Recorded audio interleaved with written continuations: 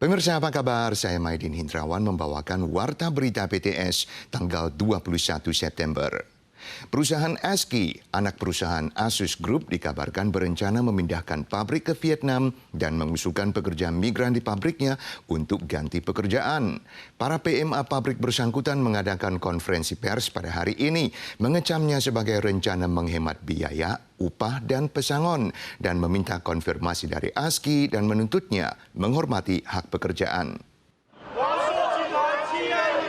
Pekerja migran anak perusahaan Asus Group ASKI di Taoyuan mengadakan konferensi pers di depan Taman Shintrend Taipei menuduh ASKI berencana menutup pabrik di Taoyuan, tapi tujuannya adalah untuk menghemat biaya upah dan pesangon untuk pekerja migran.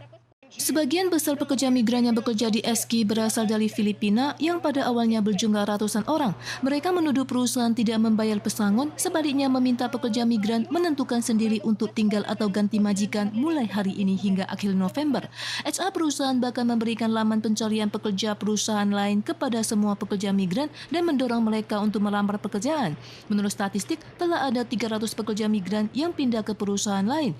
Serikat Pekerja berasumsi bahwa ASKI masih memiliki pabrik lain yang beroperasi di New Taipei dan perusahaan induk Asus juga memiliki pabrik lain yang bisa diatur sebagai tempat peralihan.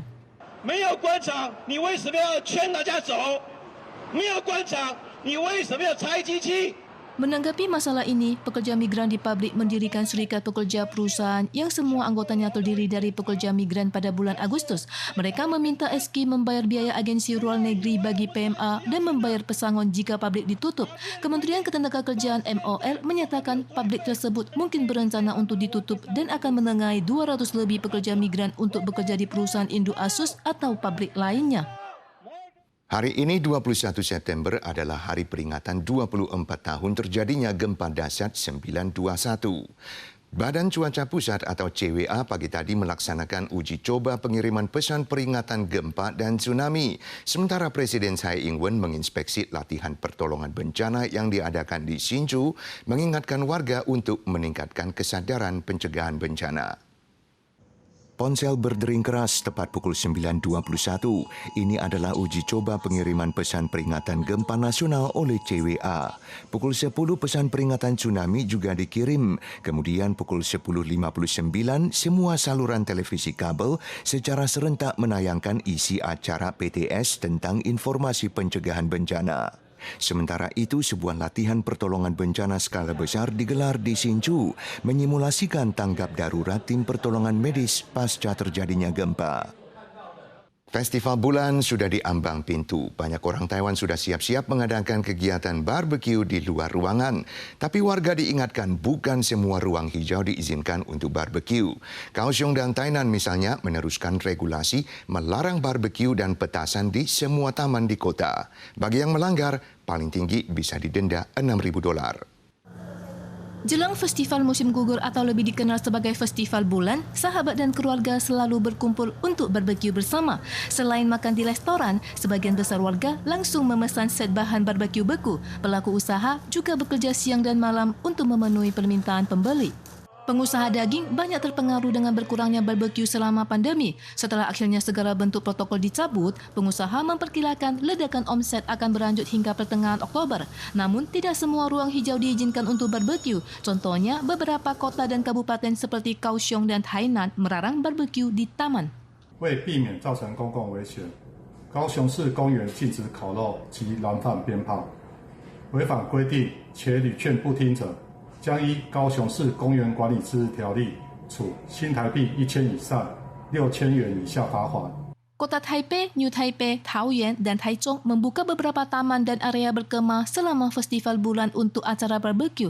Tetapi Tainan dan Kaohsiung tetap melarang barbeque dan petasan sesuai aturan pengelolaan taman atas pertimbangan keselamatan publik dan akan mengenakan sanksi maksimal $6.000 Taiwan kepada pelanggar. Selain itu, seiring maraknya wabah demam berdarah, masyarakat diingatkan untuk melakukan perlindungan dari gigitan nyamuk selama beraktivitas di luar ruangan.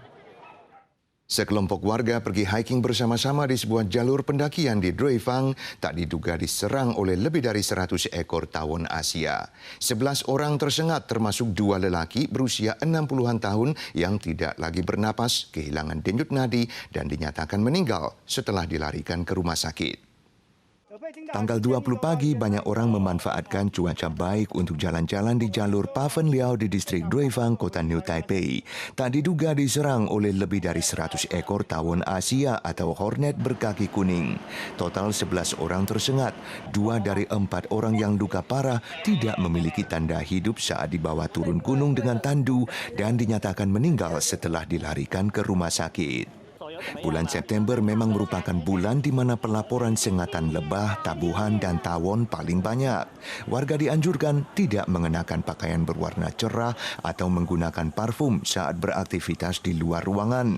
Dan saat melihat ada lebah melayang di sekitar, jangan melambai untuk berusaha mengusir. Sebaiknya segera pergi dengan tenang. Upaya Tiongkok mengusik Taiwan dengan pesawat tempur dan kapal perang terus dieskalasi.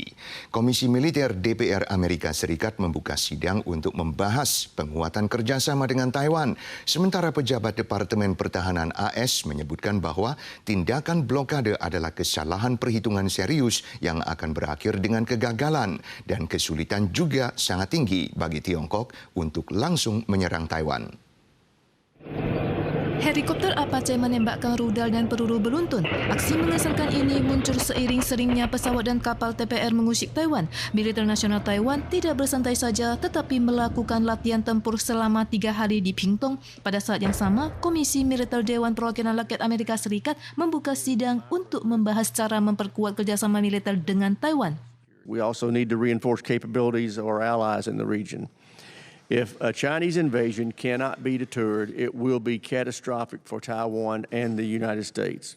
Menghadapi kemungkinan blokade Tiongkok, Asisten Menteri Pertahanan Urusan Keamanan Indo-Pasifik AS Eri Ledner menyebutkan bahwa tindakan blokade adalah kesalahan perhitungan serius yang akan menyebabkan kerusakan ekonomi parah dan memperkuat tekad internasional untuk menindaki Beijing. PLA blockade, so it would likely not succeed, and it would be a huge risk of escalation for the PRC, where it would likely have to consider whether or not it was willing to ultimately start attacking commercial maritime vessels. Mayor Jenderal Joseph McGee dari staf gabungan juga berpendapat blokade bukanlah pilihan yang baik dan berasumsi bahwa Tiongkok juga akan kesulitan untuk melancarkan invasi frontal dan amfibi ke Taiwan. Selain kondisi medan, ia juga percaya rakyat Taiwan akan berjuang sampai titik darah terakhir. Oleh karena itu, invasi ke Taiwan bukanlah hal yang mudah. Pemirsa sekalian, sekian warta berita dari PTS. Kita jumpa lagi di lain kesempatan.